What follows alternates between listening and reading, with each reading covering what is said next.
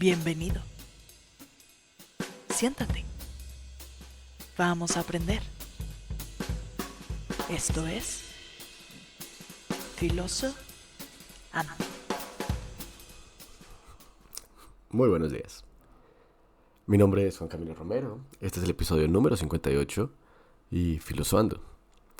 Filosoando y finalmente estaremos acabando nuestro pequeño enfoque en la filosofía musulmana de la mal llamada Edad Media. Y la forma en la que acabaremos este bloque es con uno de los filósofos más reconocidos de todo este grupo y también uno de los filósofos más reconocidos de la historia de España, aunque en su momento no sería considerada España. Estamos hablando, por supuesto, de Averroes. Averroes, que de una manera similar a Avicena, es una occidentalización de su nombre real, que es Ibn Rushd. Se escribe Ibn-Rushd.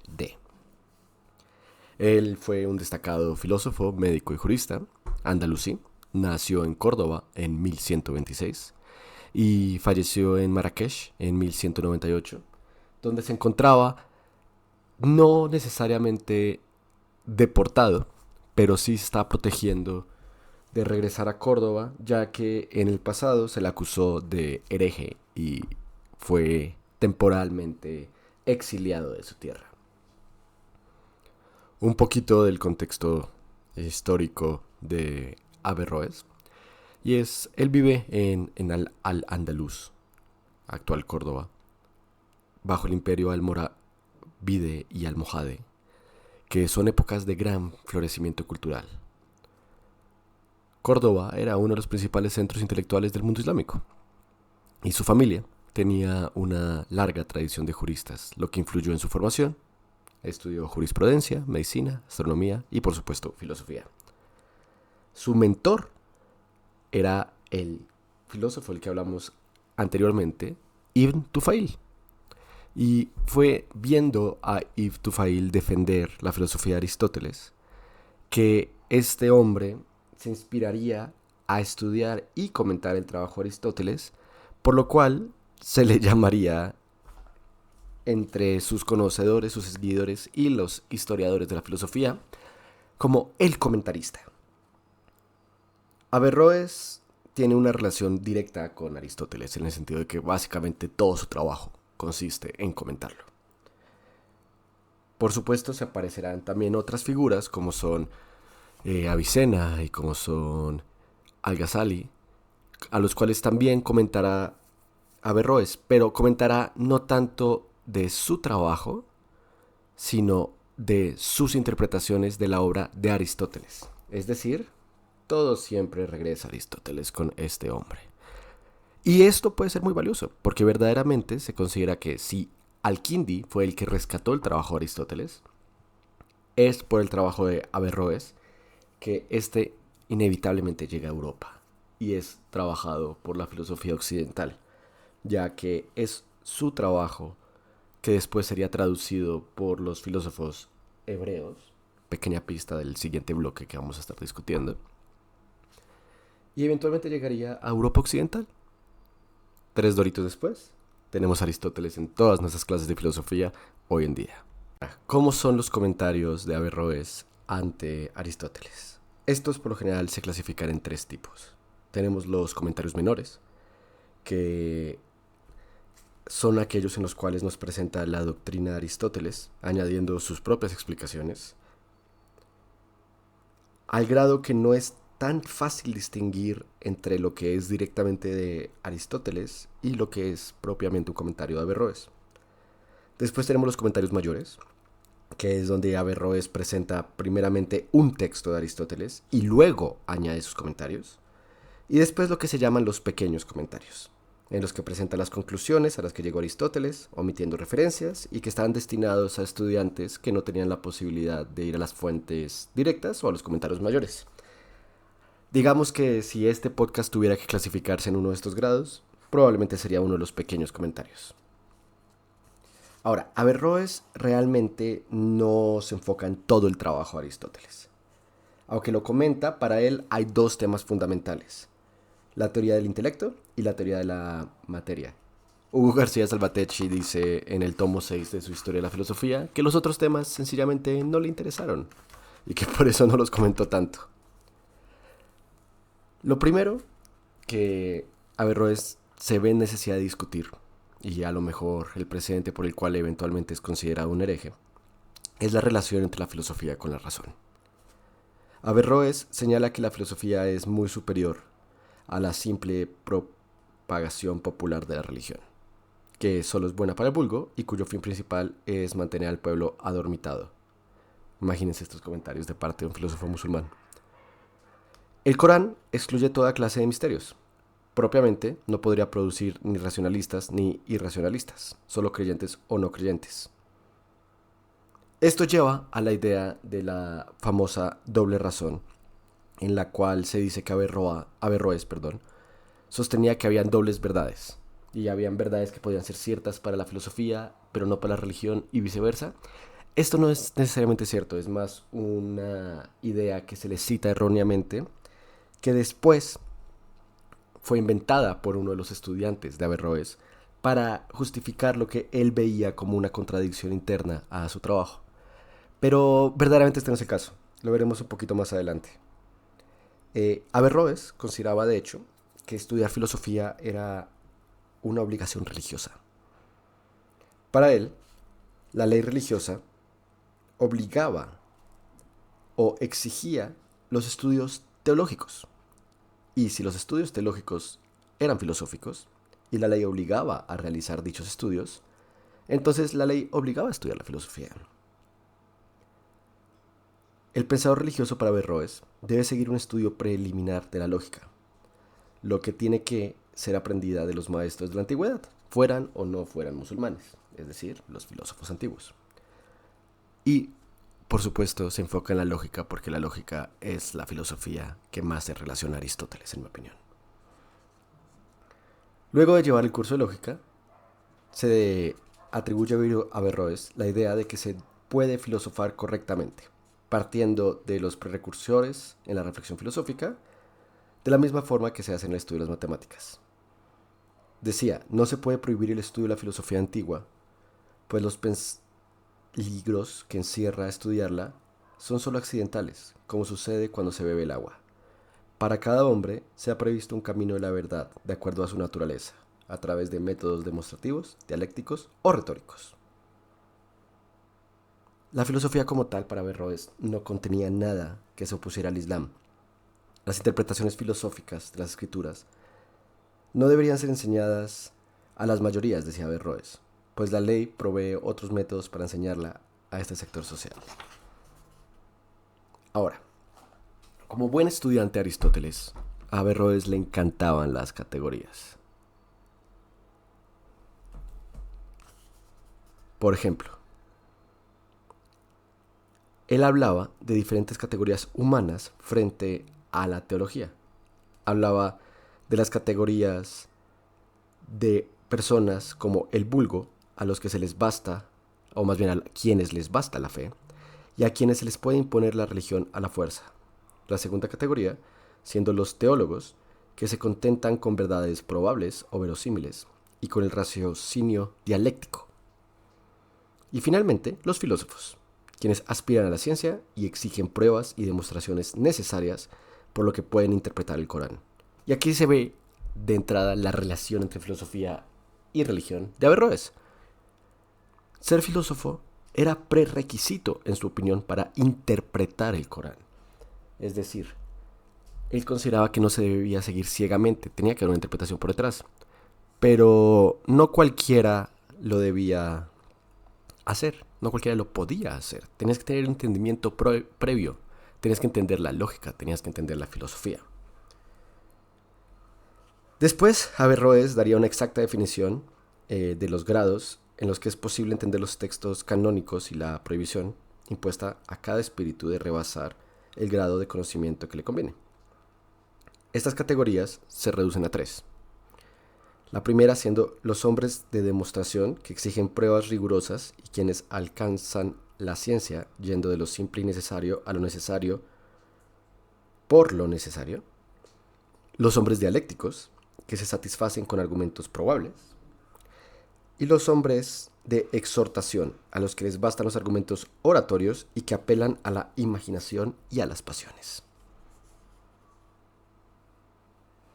Ahora sí, podemos hablar un poco de lo que era la doble verdad. Se le atribuye a Averroes la doctrina de la doble verdad, donde supuestamente habían cosas que podían ser ciertas para la filosofía, pero no para la religión, y que eso estaba bien, y que habían cosas que eran ciertas para la religión, pero no para la filosofía, y que por algún motivo él aceptaba esta dualidad. Esto no es cierto. Lo que Averroes señalaba es que la conclusión de la razón es necesaria, no que sea necesariamente verdadera. Tampoco afirma que la enseñanza de la fe sea verdadera, sino solo que se atiende a ella firmemente. Él llegaba a decir que, en el profeta, fe y razón, religión y filosofía coinciden. Sin embargo, su posición puede llevar a muchos equívocos en cuanto a materia religiosa.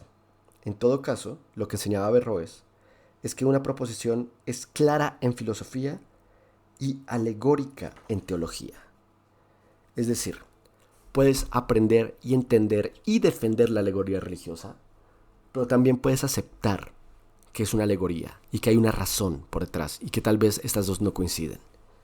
Y ambas cosas pueden ser ciertas, porque la alegoría puede ser correcta en cuanto a lo que quiere ilustrar, mientras que la conclusión lógica es correcta en cuanto al proceso que lleva a demostrársela. Realmente, para Averroes, solo hay una verdad, que el filósofo busca mediante la demostración necesaria y el creyente la percibe o recibe en la tradición religiosa, de modo sencillo y adaptado a la mayor parte de los hombres. Se me ocurre a mí, por ejemplo, la idea de las previsiones de dieta en algunas religiones. Hay quienes entienden que las alegorías del pecado por mezclar ciertas carnes son pecado porque así lo dicta Dios y por consiguiente no se comen. Y hay quienes entienden que esto se crea porque eran tipos de carnes que al mezclarse solían llevar a enfermedades gástricas y que disminuye la población. Ahora, ¿esto hace que la alegoría sea menos válida? No. ¿Y la alegoría hace que no haya un motivo por detrás de las prevenciones de dietas religiosas? Tampoco. Ambas cosas son ciertas. No significa que sea una doble verdad. Más bien, son dos aproximaciones diferentes a una verdad única. Ahora, para hablar sobre la teología de Averroes, vamos a tomar la estructura del tomo 6 de Hugo García Salvatecci, la historia de la filosofía, en su forma de explicarla. El sistema de Averroes se basa en la distinción radical que se da entre Dios y el mundo. Salvatecci resume la teología o su posición teológica de Averroes en los siguientes enunciados. La existencia de Dios se demuestra por el movimiento, que exige un primer motor único, lo cual es dicho por Aristóteles, por supuesto. Se puede probar la existencia de Dios por el orden y la finalidad de las cosas.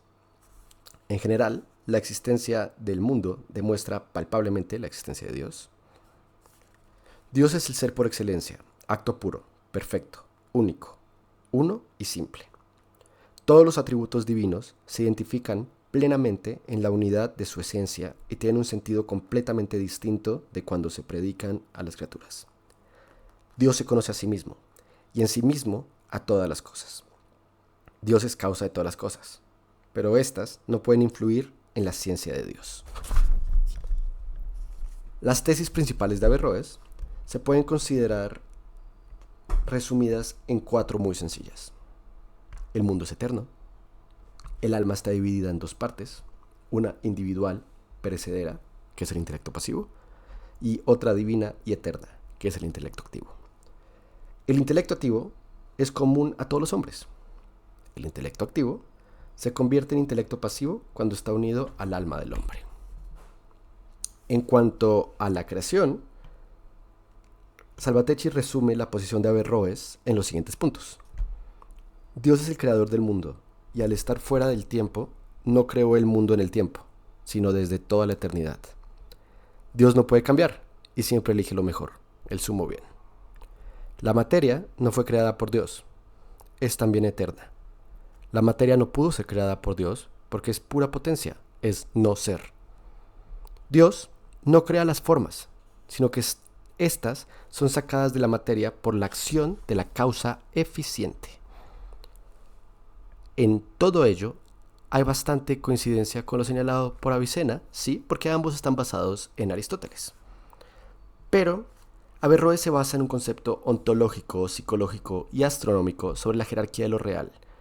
Es una combinación de las ideas de Aristóteles y de los neoplatónicos como Ptolomeo. Sin embargo, es muy importante señalar que el objetivo principal de Averroes era separar la filosofía de Aristóteles de la filosofía de los neoplatónicos. Él consideraba que los neoplatónicos habían contaminado un poco las ideas de Aristóteles. Y se dice y se entiende que Averroes es el comentarista más puro de Aristóteles que existe, porque sí llegó a lograr su objetivo, que era únicamente sacar las ideas de Aristóteles sin tomar las ideas de los estudiantes de Platón.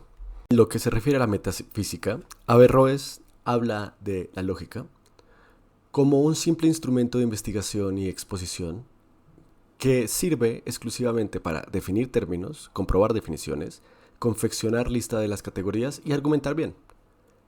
Siendo un claro seguidor de Aristóteles, él señala que la lógica trata fundamentalmente del silogismo y su método de la lógica a la que no concibe solo como un conjunto de reglas del pensamiento correcto, sino como un instrumento para explorar la misma naturaleza del ser y de sus propiedades. Él consideraba que para que la lógica se pueda aplicar a lo real, es preciso que las cosas sensibles sean inteligibles, lo que prueba que su causa primera tiene que ser el pensamiento de un entendimiento. La inteligibilidad es esencial a todo lo existente, y lo que es esencial no existe más que por una causa eficiente necesaria. Si podemos comprender los objetos sensibles es porque proceden de una forma inteligible, precedente al entendimiento que los ha hecho. Y aquí estamos entrando al tema de la substancia y el accidente, donde para Averroes todo es una substancia, o un accidente del ser de la substancia.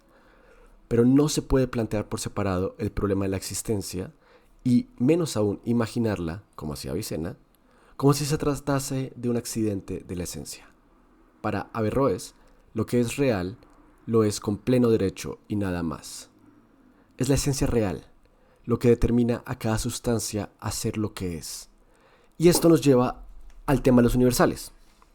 Porque, para Averroes, los platónicos se equivocaban cuando presentaron las ideas separadas. Para él, era incorrecto pensar que los universales, o el mundo de las ideas, existían en sí, fuera de los individuos.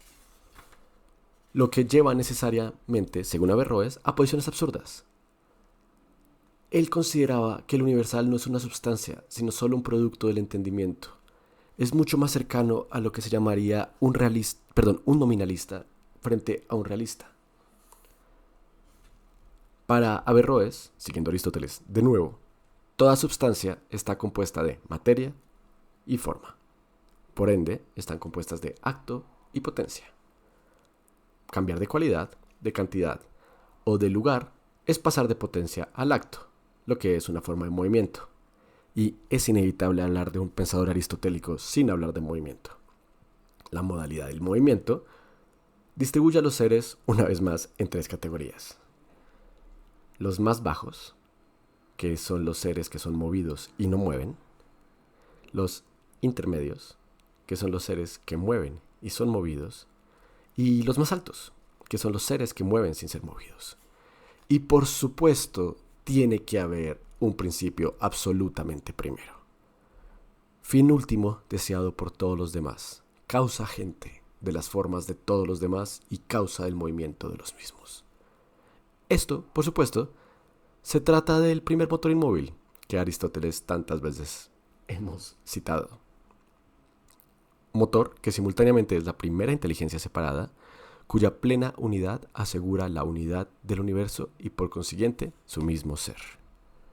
Habiendo mencionado ya a grandes rasgos estas ideas principales de Averroes, creo que es interesante mencionar la defensa que él dio de la filosofía ante Al-Ghazali. Si recuerdan nuestros episodios pasados, Al-Ghazali escribió este trabajo sobre la incoherencia de los filósofos principales. Bueno,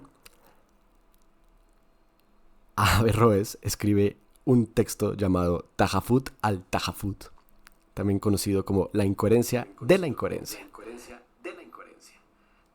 En este trabajo, realmente lo que hace es defender la filosofía clásica ante las críticas de Al-Ghazali y los ataques teológicos de los asharíes, básicamente diciendo, sí es concebible que la razón y la fe vayan de la mano, no es invento lo que dicen estos clásicos y no es contra el Islam llevarlo a cabo. La influencia de Averroes en Occidente se ve en varios casos. El primero es en el averroísmo latino. La obra de Yves Rushd Averroes fue traducida al latín y difundida por toda Europa durante la Edad Media.